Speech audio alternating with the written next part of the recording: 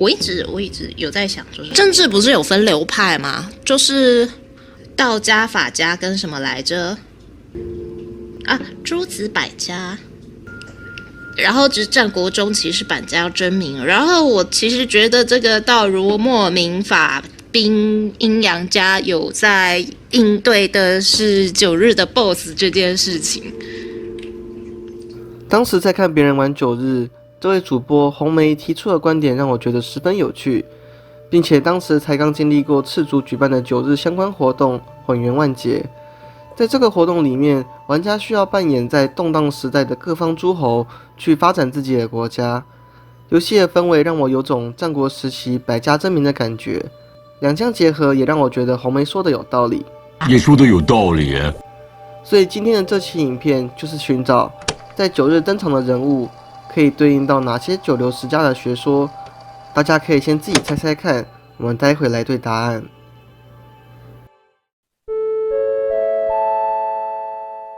因为诸子百家范围太广，所以今天只讨论较具有代表性的九流十家。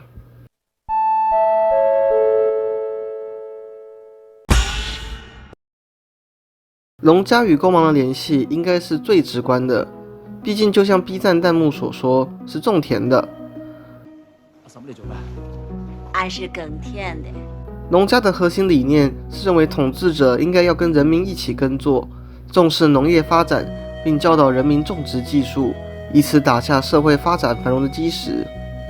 勾芒在剧情中就是负责透过研究基因改造技术来提高作物产量，并且也能在他的魂境中看到他的愿景是与民同耕。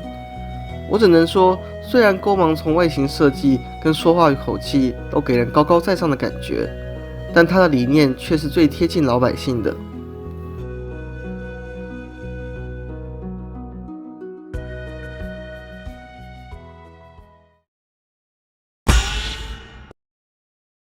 小说家的起源是在当时会有基层小官进入民间传说议论，他们记录完后会报告给自己的长官，以此考察民情风俗。身为超级有钱人，议会的最大股东冯氏兄妹，听起来好像完全搭不起来呀。其实啊，我把两者画在一块的原因，是因为小说家的不入流。由于小说家内容多为拜官野史，所以自成一家但不入流。冯氏兄妹虽然表面上光鲜亮丽，但他们的爱好唱戏却也被认为是不入流的玩物丧志。同时，在一众科研人员组成的议会，没有特别专业的两兄妹也显得格格不入。所以我把冯氏与小说家对应，是因为两者都是主流之外的群体。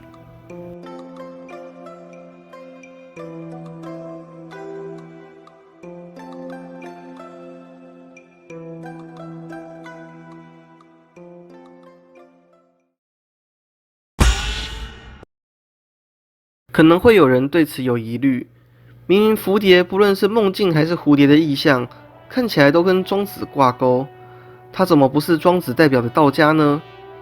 因为实际上蝴蝶本人的思想内核，我认为与道家不太相同，只有外表借用了相关元素。那至于为什么是杂家呢？首先，杂家的特点就是取各家所长，避各家所短，简单来说就是什么都有。这样来者不拒的风格，让我想到同样是战国时期的孟尝君。广招门客的他手下千奇百怪，在当时他为了逃避追杀，这些门客可谓是八仙过海更显神通，以护他周全，让杂的好处得以体现。而蝴蝶主导的研究团队在设定集中提到，最初企划就是以八仙作为角色依据，这个设定就让我觉得蝴蝶的团队里或许也是卧虎藏龙，每个人都有擅长的领域，并且蝴蝶也是代表博爱的太阳，或许这份博爱也体现了他对人才的来者不拒，这份包容使得他与杂家理念不谋而合。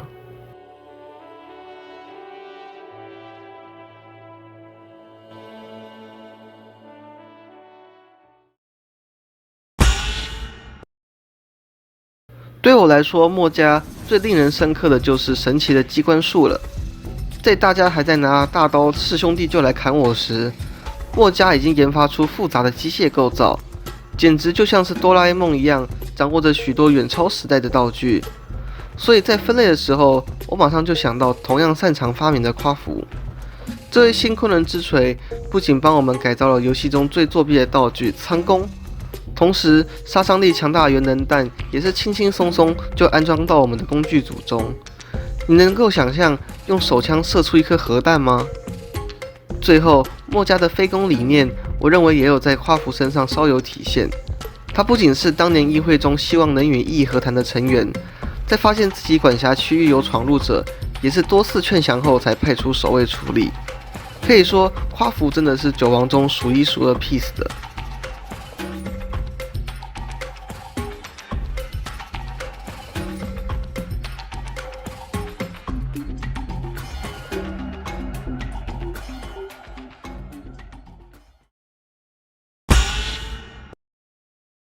其实，严老给我第一印象是一个腐儒，满口文绉绉的道德绑架，食古不化的古板思维。一提到九流十家，是很直觉的想到儒家。但为什么最后我又把它划分为善于辩论的名家呢？因为严老虽然表现得很在乎传统，但其实他只在乎在这些传统制度下，他是否能够获利。像是他口口声声说文物是太阳人文明的瑰宝，但天仓地库却都是贵族的私人财产。严老对文物跟传统的重视，更像是希望自己守着这些破烂、这些规训耗费的人生，最终都没有白费。希望自己一辈子的坚持不是没有意义的。所以严老他并不是真的相信这些古板的教条，但他口才流利，善于包装，得以将自己置于道德制高点，去谋取利益跟声名。综上所述，我认为严老更像名家，名家的论辩口才在严老的话语中有所展现。另外，名家的最初发展是当时的礼观，跟严老讲究传统行为颇有相似之处。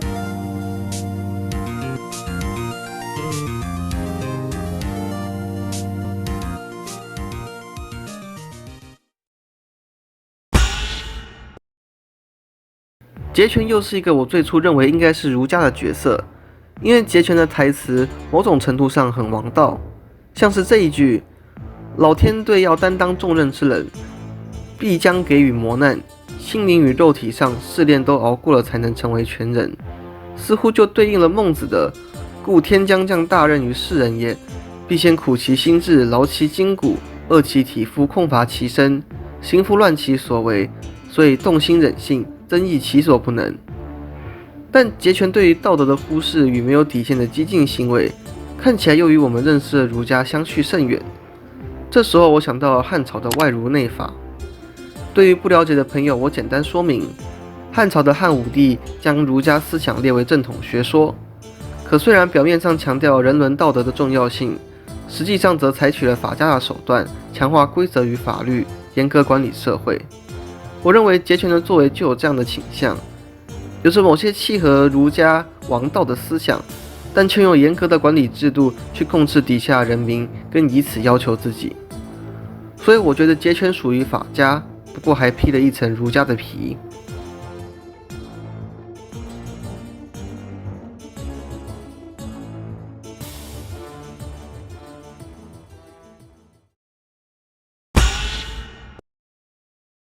阴阳家是一门由阴阳、五行、天象观察世界的学说，世间的运行离不开这些规则。基本上后世的风水占卜都是源于这个学派的研究。那这些特征，我相信不用我说明，大家应该马上就能想到这个学说的代表人物是谁了吧？让我们大声说出他的名字：轩轩占卜机。好了，不闹了，鸡就是最适合这学派的代表人物。另外提一嘴，阴阳家在后来跟道家、方仙道结合，变成了黄帝学派。再后来又融合了老子的学说，逐渐发展为现今道教的样貌。与游戏中鸡与李耳的关系有些异曲同工之妙。天哪，没想到身为大爱鸡跟李耳的粉丝，还能够在阴阳家、道家的发展史代参一下，客到了，客到了。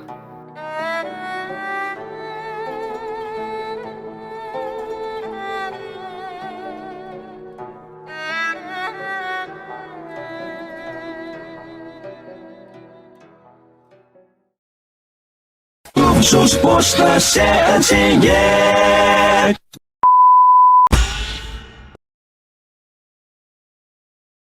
纵横家多是说客的身份，他们游走于列国，斡旋于各势力之间，或使其合纵，或使其连横，以3寸不烂之舌影响天下局势。之所以会把义工分到纵横家，是因为你可以发现，义工不只是专注于科学研究，在很多议会成员的回忆中都能够出现他的身影。他知道，光是自己是不可能引领太阳人走向进步的，所以他下至各国基层去招揽人才，上至与权贵谈判，获取研究资金的来源。基本上，义工是我在分配时少数几个想都没想就安排好的。义工的魅力不只是体现在身为首关 BOSS 上，更在于他幕后操纵局势、试图掌控一切的自信与谋略。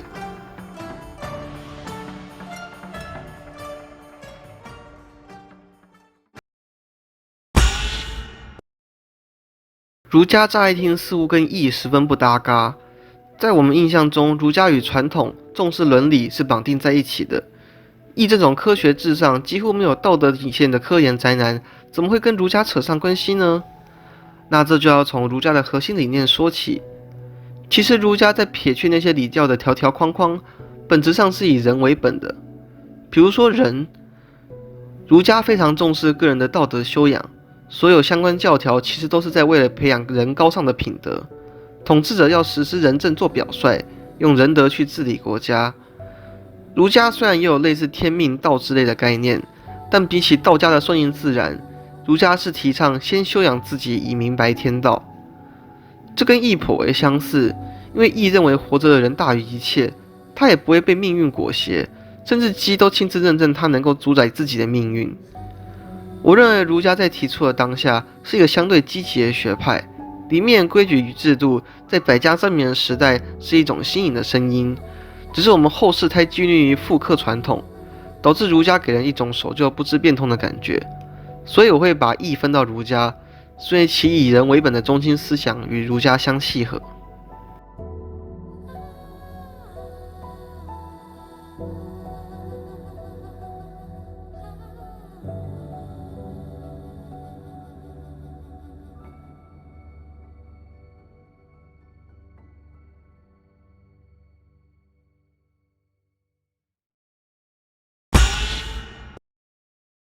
道家思想可谓是贯穿整个游戏的主题，甚至9日里最重要设计理念就是道旁客。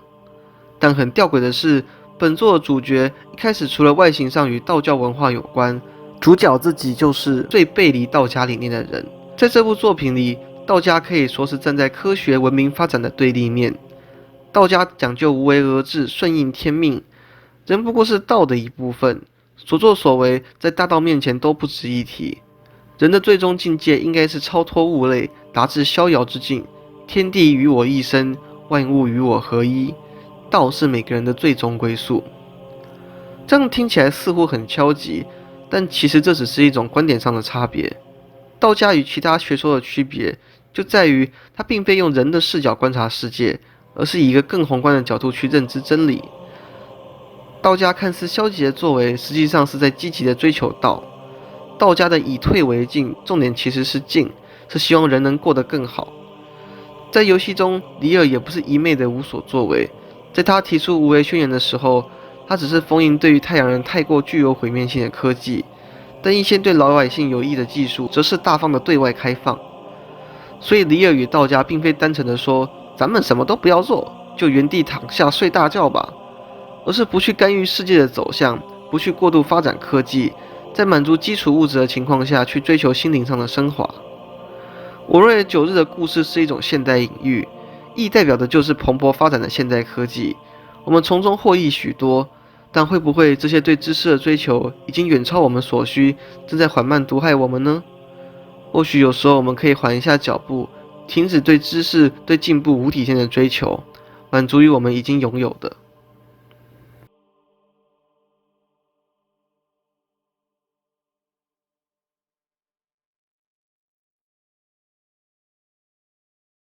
好啦，今天影片就到这边啦。喜欢我的影片可以先按个赞，如果你有想分享的看法，也可以在留言区告诉我。之后还会做跟9日相关的影片，可以先订阅起来，这样等我更新后就可以给你一个惊喜啦。那就这样啦，拜拜拜。